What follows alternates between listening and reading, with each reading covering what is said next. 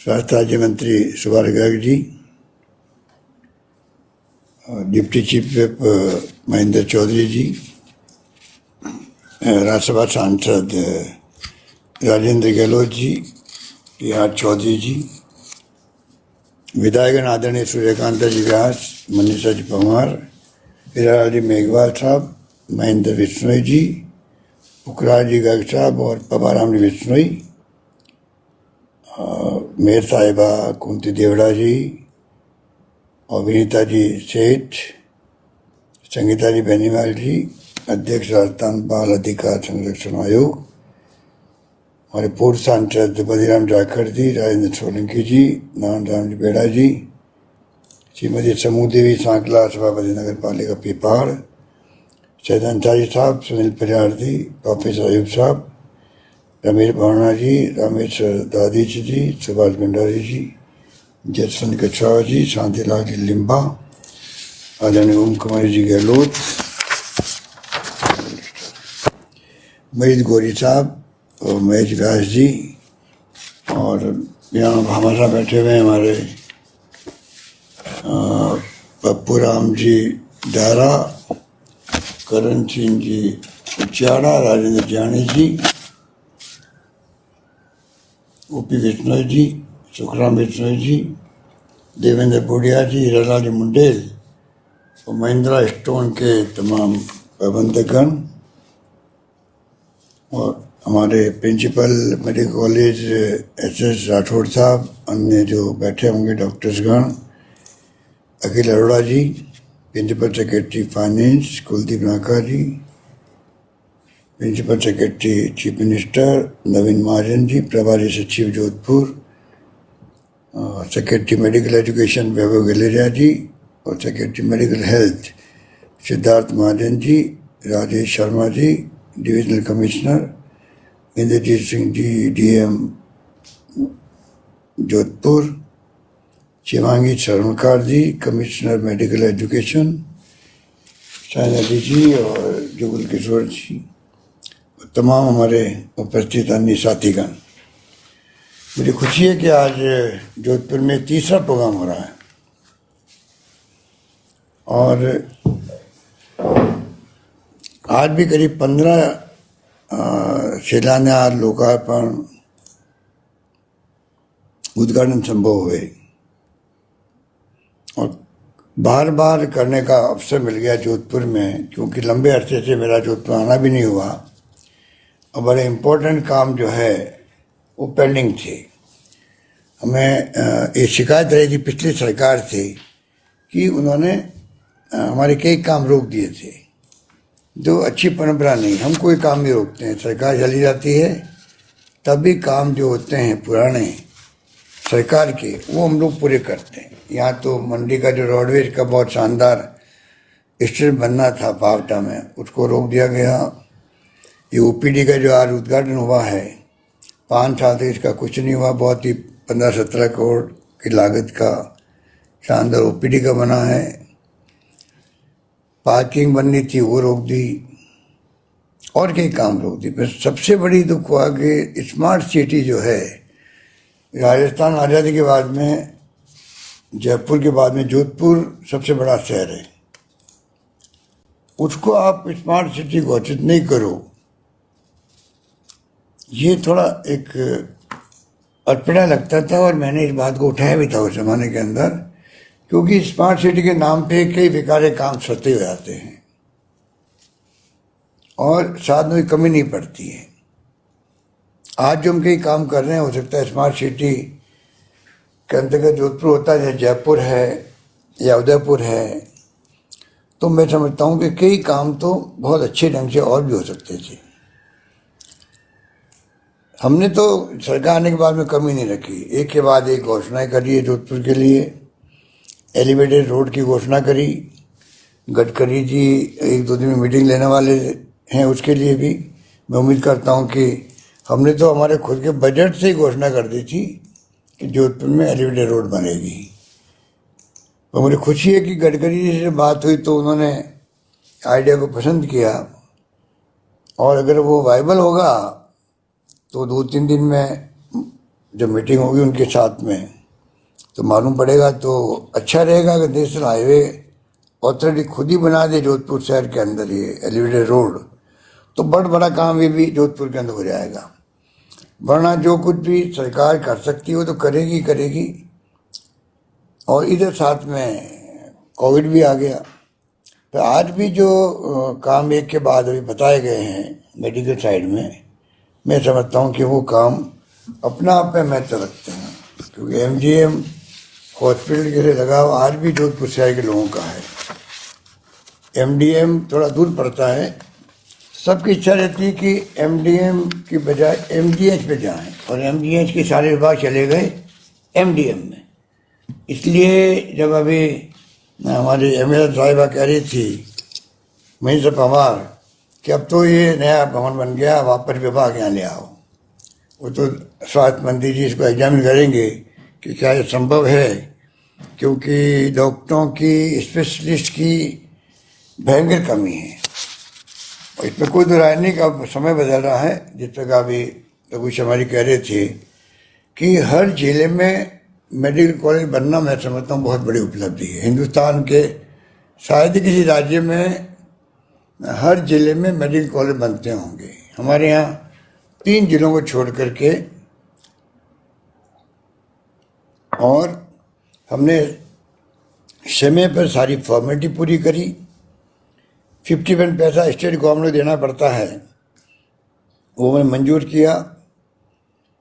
और इसीलिए सोच करके कि राजस्थान में मेडिकल सुविधाएं जो है वो बहुत शानदार बन जाए, जिसकी शुरुआत हमने 10 साल पहले करी थी। नई जब हमने फ्री मेडिसिन की योजना चालू करी, पूरे देश में उसकी चर्चा हुई थी। फ्री टेस्ट चालू किए, फिर प्रधानमंत्री जी की योजना आई, यहाँ भामाशाह लागू हुआ, अलग से स्टेट गवर्नमेंट अलग लागू किया, और हमने उसको और बढ़ा करके एक मिसाल कायम की राजस्थान की देश के अंदर। पूरे राज्य के प्रदेशवासियों को सबको बीमा मिलेगा 5 लाख का, चिरंजीव योजना के माध्यम से। ये मुख्यमंत्री चिरंजीव योजना, स्वास्थ्य बीमा योजना, आप जितने लोग बैठे हैं, मैं सबसे कहना चाहूँगा कि एक भी परिवार चूके नहीं। खाली एक फॉर्मेलिटी करनी है फॉर्म भरने की, कुछ नहीं करना वहाँ पे ई मित्रा में। और अगर पैसे वाले हैं तो खाली 850 रुपये जमा कराना उनको, वो भी आधा उसमें भी सरकार दे रही है, प्रीमियम का आधा उनसे ले रही है, 850 करोड़ सिर्फ। और 5 लाख तक का बीमा अगर वो भर्ती होते हैं अस्पताल में।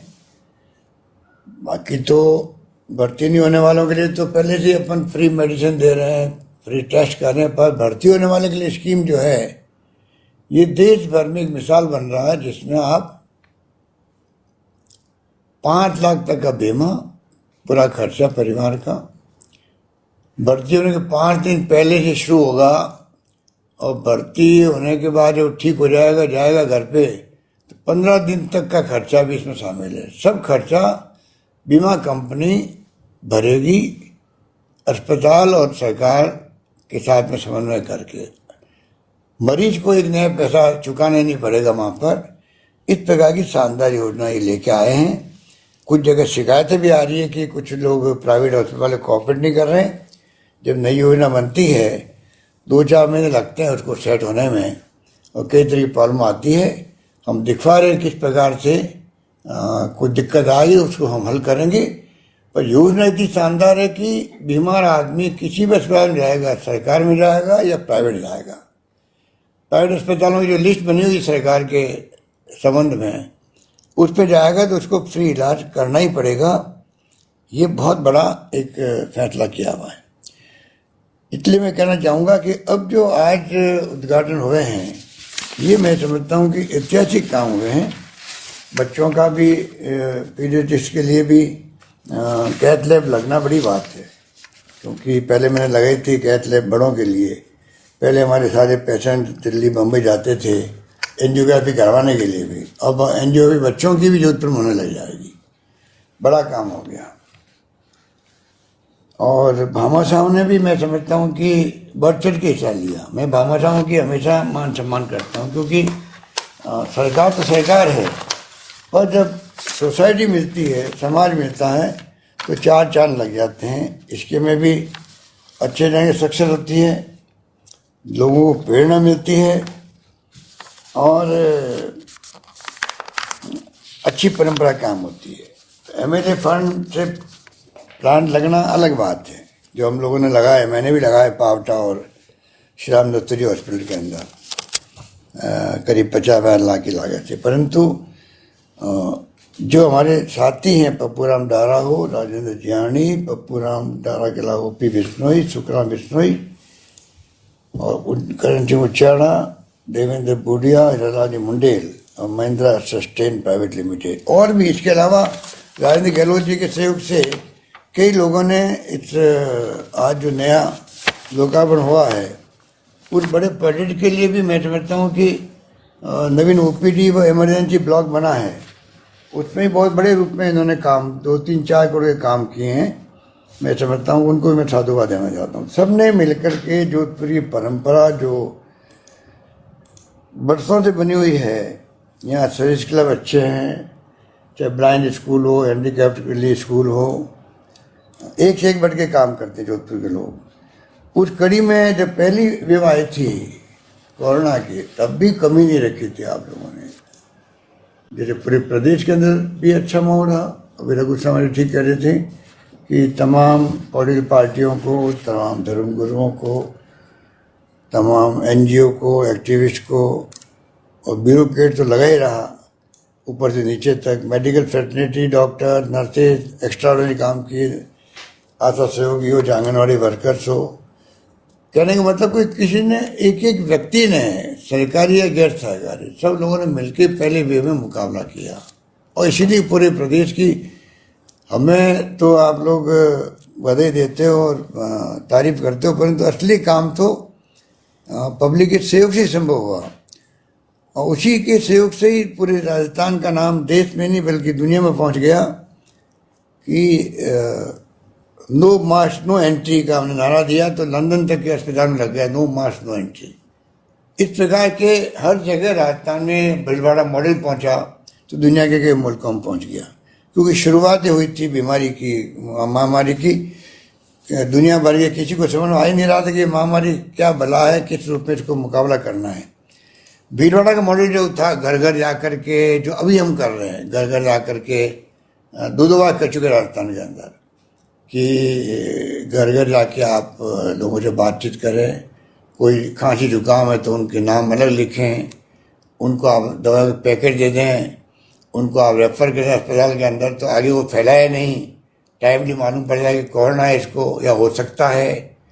16 लाख लोग यहाँ मिले हमें, अभी सर्वे किया था, तो टाइमली इलाज हो गए तो अधिकांश लोग ठीक हो गए। तो ये मॉडल उस वक्त में कोरोना में मौतें होने के बाद जब बनाया गया और जिस प्रकार सील किया गया बॉर्डर को भीलवाड़ा का, सारे अस्पतालों को अलग से कोविड हॉस्पिटल में कन्वर्ट कर दिया गया और सेंटर बनाए गए रहने के लिए अलग से, जिससे कि वहाँ पर उनको रखा जा सके जिनके घर में सुविधा नहीं हो, परंतु फैलाए नहीं हो आगे। ये क्वारंटाइन सेंटर बना कहलाते हैं। और उस वक्त तो मालूम है कितने मजदूर पैदल चल रहे थे देश के अंदर, हमने राजस्थान में एक मजदूर पैदल नहीं चलने दिया। एसडीओ को कह दिया कि आपकी जिम्मेवारी है, क्षेत्र में जितने भी लोग हैं वो तमाम आप उनके बसों का इंतजाम करो, कैंप लगाओ, खाना खिलाओ, जब तक कि बसें छोड़ने के लिए नहीं आए। यूपी हो चाहे किसी क्षेत्र में हो, आपका आश्चर्य होगा, आसाम तक बसें गई, राजस्थान से बिहार तक गई है, बेंगलोर तक गई है, चेन्नई तक गई है और केरला तक गई है। एक इतना बना दिया उस वक्त में भी राजस्थान सरकार के माध्यम से, ऐसा माहौल बनाया जिससे कि कोई तकलीफ आए नहीं यहाँ पर, और जो लोग आए हमारे बाहर के लोग उनके लिए भी और जाने वालों के लिए भी। तो कहे उतनी बात कम है। वैसे तो अभी जो पैकेज दिया वो भी मेरे ख्याल से एक शानदार पैकेज है, जिसमें अनाथ जो बच्चे हो गए हैं उनको 1 लाख रुपए तो इमीडिएटली मिलेंगे और 2,500 रुपये उनको मिलेंगे मंथली, और 18 साल के होने पर 5 लाख मिलेंगे। उनके स्कूल का खर्चा, उनके हॉस्टल के खर्चे उस पैकेज में सब लिखा हुआ है। विधवाओं के लिए भी 1 लाख तो इमीडिएटली देंगे उसको, और 1,500 रुपये पेंशन जो मिलती है विधवाओं को उसके लिए कोई शर्त नहीं रखी है कि इनकम की शर्त भी नहीं है। इस प्रकार से कोशिश की है कि अच्छा पैकेज राजस्थान में मिले लोगों को, क्योंकि हमें बहुत दुख होता है। और मैं समझता हूँ कि राजस्थान में हमारा कल्चर भी है, हम लोग ज़्यादा संवेदनशील है कि कोई एक व्यक्ति की जान क्यों जाए, उस परिवार में क्या गुजरती है जिस व्यक्ति के जान चली जाए, कोरोना बीमारी के कारण चली जाए, एक महामारी में चली गई। तो ये कोशिश की गई कि एक भी जान जाए के ऊपर। फिर भी पहले फेज में तो हमने इतने इंतजाम किए अच्छे, दूसरे फेज में कमी नहीं रखी। पर पहले फेज में तो वेंटिलेटर खाली पड़े रहे, ऑक्सीजन बेड खाली पड़े रहे, आईसीयू बेड खाली पड़े रहे। इस बार ये जो डेल्टा नाम का जो आया वेरिएंट, अब इसका नाम डेल्टा रख दिया अभी WHO ने, पहले इसका नाम B16172 था। मालूम नहीं पड़ा कि ये कोई अलग वेरिएंट है। और जिस प्रकार महाराष्ट्र में भी फैला, फिर आप देखा कि 15 अप्रैल के आसपास, कल्पना कीजिए आप, 15 अप्रैल के आसपास 2 महीने में जो इसने, 1.5 महीने में जो तबाही मचाई है कि पूरे देश में हाहाकार हो गया। ऑक्सीजन ऑक्सीजन ऑक्सीजन, रेमडेसिविर दवाएं नहीं मिल रही है। भारत सरकार कंट्रोल करना पड़ा उनको, पर वो बांट नहीं पा रहे थे, दवाई है ही नहीं। ऑक्सीजन की मारामारी तो कमाल की हो गई। आप कल्पना कीजिए, ऑक्सीजन के बगैर 10 मिनट जिंदा नहीं रह सकता आदमी। और कोई अस्पताल वाला फ़ोन करा 2 घंटे की बची है ऑक्सीजन, कोई कह रहा 1 घंटे की बची है, कोई 3 घंटे की बची है। तो दिल्ली में आपने देखा होगा हाहाकार, कर्नाटका में लोग मर गए, 24 लोग मर गए सरकारी अस्पताल में ऑक्सीजन नहीं मिलने से। गोवा में मर गए 70-80 लोग ऑक्सीजन के अभाव के अंदर। जयपुर गोल्डन नाम का हॉस्पिटल दिल्ली में है। मैं तो पहले चमक गया कि जोधपुर राजस्थान में, जयपुर का नाम कैसा आ गया राजस्थान का। कोई राजस्थान में कोई हॉस्पिटल है नहीं ये, मालूम पड़ा दिल्ली के अंदर ये जयपुर गोल्डन हॉस्पिटल है। और वहाँ पे करीब 26 लोग मर गए ऑक्सीजन के अभाव के अंदर। नोएडा में ऐसी स्थिति बनी। पर फॉर्चुनेटली राजस्थान में ऑक्सीजन के लिए जद्दोजहद रही। हमें टैंकर भेज के, टैंकर मिलते नहीं है, स्पेशल टैंकर होते हैं इसके। टैंकर हमारे पास 6 थे। 56 करने में हमें क्या तकलीफ है हम जानते हैं। इंपोर्ट करने की नौबत आ गई दुबई वगैरह से, परंतु फॉर्चुनेटली राजस्थान में हमारी बदनामी नहीं हुई। और हम लोगों ने कोशिश करी कि ऑक्सीजन से कोई मरे नहीं। फिर भी कोई तकलीफ कई लोगों को हुई होगी, इसमें कोई दो राय नहीं है। इस प्रकार से राजस्थान में कोशिश की गई है कि मेडिकल सेवा में हम लोग आगे बढ़ते जाएं। अब इसीलिए हमने PHC CHC सब सेंटर को मजबूत करने का बीड़ा उठाया है। MLA साहब को कहा गया है कि आप अपने एक एक क्षेत्र में एक CHC छांट लो, जिसको हम 50 लाख 1 करोड़ खर्च करें, कितने खर्च करें, तो वहाँ पे सारी बीमारियों का इलाज वहाँ पर हो जाए। इस प्रकार से हम लोगों ने तय किया है कि CHC के अंदर जनरल मेडिसिन भी हो, सर्जरी भी होने लग जाए वहाँ पर। औरतों की बीमारियाँ होती है गायनिक की, वो हो जाए। पीडियाट्रिक्स की जो बच्चों की बीमारियाँ, पीडियाट्रिशियन डॉक्टर लग जाए। बहुत मुश्किल काम आ रहा है। डॉक्टर आप जानते हो कि गांव में कहीं जाते नहीं जाते, डॉक्टर है भी नहीं, स्पेशलिस्ट नहीं है। डेंटल, दांतों के डॉक्टर की आज की जरूरत होने लग गई। कोई ज़माने में तो इनको कोई पूछता ही नहीं था बेचारों को, या होते ही नहीं थे डॉक्टर, एक जिले में एक होता था। अब तो लोग बहुत जागरूक हो गए, देश 70 सालों बाद आगे बढ़ा है। आज तो डेंटल का भी एक इम्पोर्टेंस हो गया है, और आयुष की दवाएं अलग सुविधाएं हैं। तो तमाम तरीके से हमने जो ये डोर टू डोर का सर्वे का काम किया राजस्थान में, इसकी सब जगह बहुत प्रशंसा हुई। अभी 8000 CHO भर्ती किए गए, 25,000 नर्सेज और 10,000 डॉक्टरों की और सुविधा नियुक्ति करने की प्रक्रिया शुरू कर दी है, जिससे कि आने वाले वक्त में जो तीसरी लहर की बात सुन रहे हैं, अगर वो लहर आएगी कि नहीं आएगी पता नहीं। कुछ लोग कहते हैं आएगी तो ये बच्चों को हिट करेगी, कुछ कहते हैं कोई जरूरी नहीं है। किसी को कुछ पता नहीं दुनिया के मुल्कों के अंदर। ये पहली महामारी ऐसी आई है 100 साल में, दुनिया के विकसित राष्ट्रों को नहीं मालूम कि कल क्या होगा। अब ये नया वेरिएंट जो आया है डेल्टा, अब इसके बारे में भी अभी मालूम पड़ने लगा है। अमेरिका में भी पहुंच गया वहाँ पर। लंदन खुल रहा था 6 महीने बाद में मुश्किल से, और कुछ हमारे यहाँ पहुँच गए मरीज, तो वहाँ पर तेज गति फैलने लगा। वहाँ पर उनको एक हिस्सा बंद करना पड़ा लंदन के अंदर भी। तो ये स्थिति ऐसी आ गई है जिससे कि पूरी दुनिया हिल चुकी है। और आगे क्या होगा, इसके लिए डॉक्टर लोग भी अनुभव से सीख रहे हैं। अनुभव के साथ साथ दवाएं कौन कौन सी देनी चाहिए वो सीख रहे हैं। अनुभव के साथ में वो इलाज करना सीख रहे हैं। अनुभव के साथ में वो आगे की प्लानिंग करते हैं कि क्या पता नहीं क्या होगा।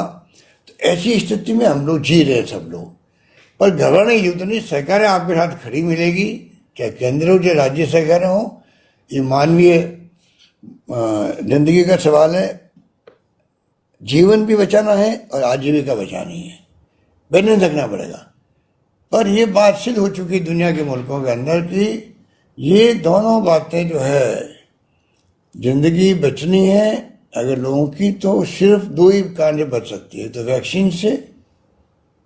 उसके लिए हमें गांव गांव में समझाना पड़ेगा, वैक्सीन को इनकार नहीं करे। मुझे उम्मीद है कि राजस्थान में ऐसी स्थिति नहीं है। मध्य प्रदेश में, बिहार में, यूपी में जो लोग भगते हैं गांव वाले, कोई आया था वैक्सीन लगाने के लिए तो उनको समझाना पड़ता बुजुर्गों को भी, भाई ये आपके जीवन रक्षा के लिए, पर मानने के लिए तैयार नहीं हो रहे हैं। देखते होंगे आप टीवी में प्रोग्राम। पर राजस्थान में ऐसी स्थिति नहीं आनी चाहिए। हमने शुरू से ऐसा माहौल बनाया कि लोग समझ गए इसका अपना एक महत्व है।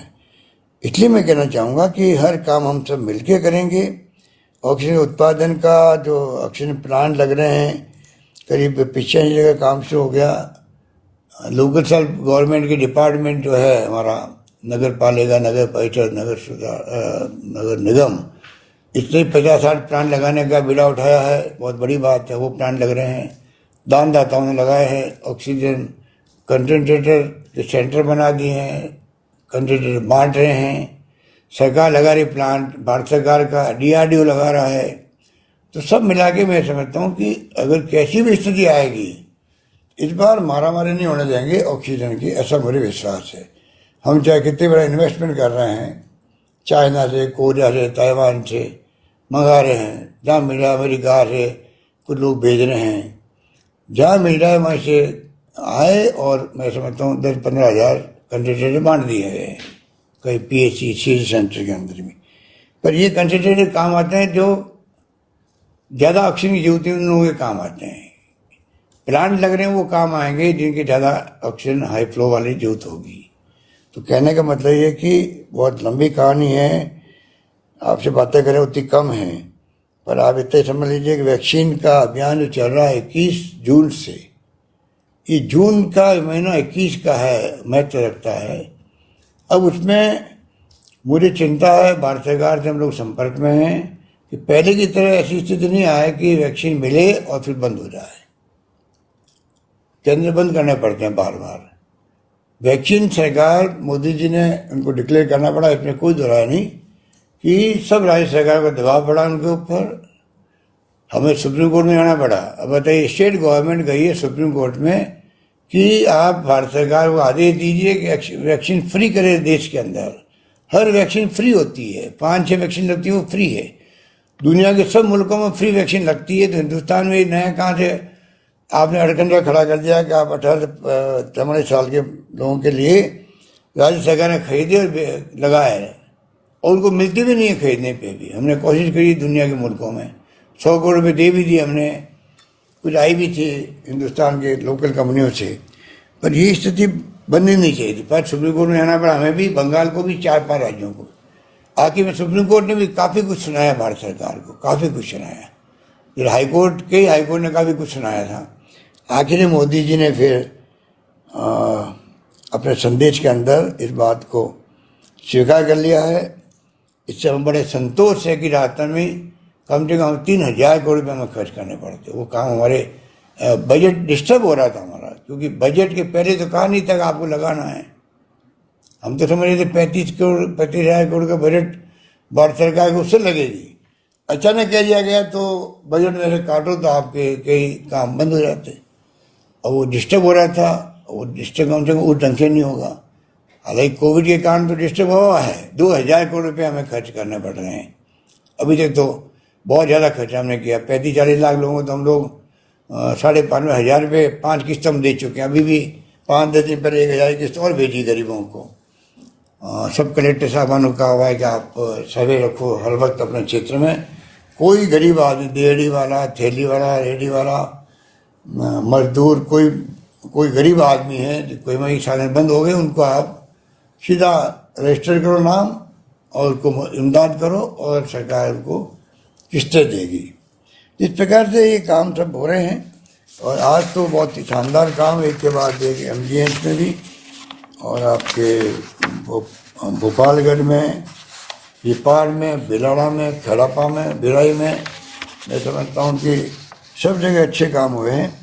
कहीं PHC, कहीं CHC, कहीं बिल्डिंग बन गई है और पावटा और मेरे क्षेत्र का ध्यान रखा है कलेक्टर साहब ने कि कम से कम वहाँ भी 2 प्लांट टाइम भी लगवा रहे हैं।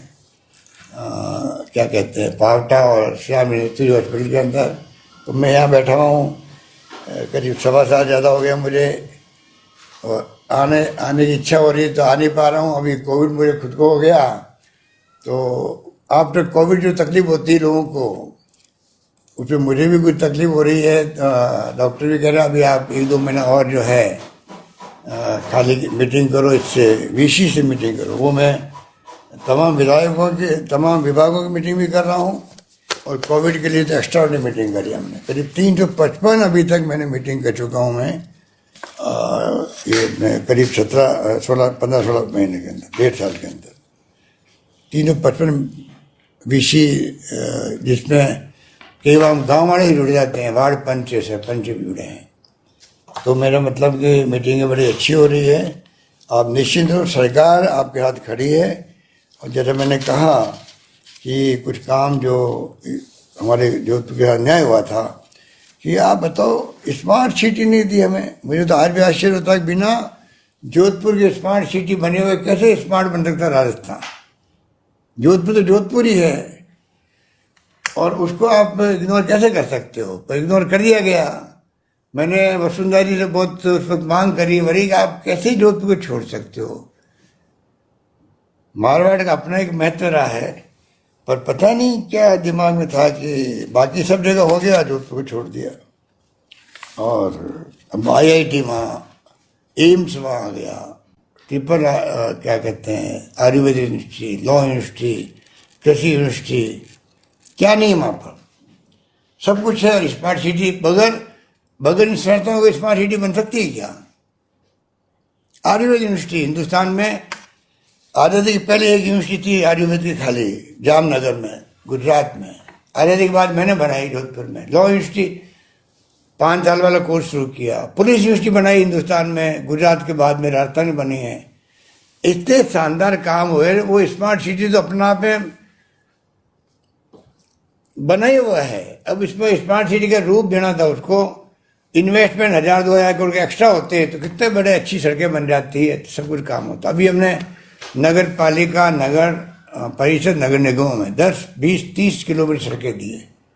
5 करोड़ रुपये दिए MLAs को हमने सड़कों के लिए। कोई सड़कें अच्छी बनेगी तो विकास तेज होगा। तो यही बात कहता हूँ मैं आपको सबको बहुत शुक्रिया अदा करता हूँ कि आप लोगों ने बहुत अच्छा काम किया और आने वाले वक्त में हम लोग और सब मिलके जो विकास की सुझाव आएंगे जोधपुर से आप लोगों से, उनमें कमी रखेंगे नहीं। और कलेक्टर साहब मैं कहना चाहूँगा कि सब विभागों से बात करें। कुछ लोगों ने सुझाव दिए, हमारे MLA साहबान ने भी, जनप्रतिनिधियों ने भी। अब उसमें जो कमी बेची है वो आप सब नोट की होगी, आपने, आपके स्टाफ ने नोट की होगी। उसका पूरा नोट बना के मेरे पास भेजे हैं जिससे कि उनको पूरा किया जा सके। क्योंकि वो काम जब नहीं होगा, अगर मान लो पीपाड़ और फड़ौदी का डिस्ट्रिक्ट हॉस्पिटल बन गया है, हालांकि हीरालाल मेघवाल जी कहना भूल गए पीपाड़ की बात कि वो हॉस्पिटल बना है, डिस्ट्रिक्ट हॉस्पिटल बना है, पर वहाँ अगर स्टाफ नहीं होगा, एक्सपेंशन नहीं होगा तो क्या काम का अभी खाली। तो हमें ये सब काम करवाने हैं, उसके लिए आप पूरा नोट बनाएं और नोट बनाने के बाद में हम चाहेंगे कि जो जो घोषणाएं हुई है जोधपुर जिले की, उन तमाम घोषणाओं को हम लोग अमली जामा पहनाएं। ये काम की जिम्मेदारी आपकी है। यही बात कहता मैं अपनी बात को समाप्त करता हूँ। बहुत बहुत शुक्रिया, धन्यवाद। बहुत बहुत धन्यवाद माननीय मुख्यमंत्री महोदय, आपके मार्गदर्शन और उद्बोधन के लिए। सर, जिस बार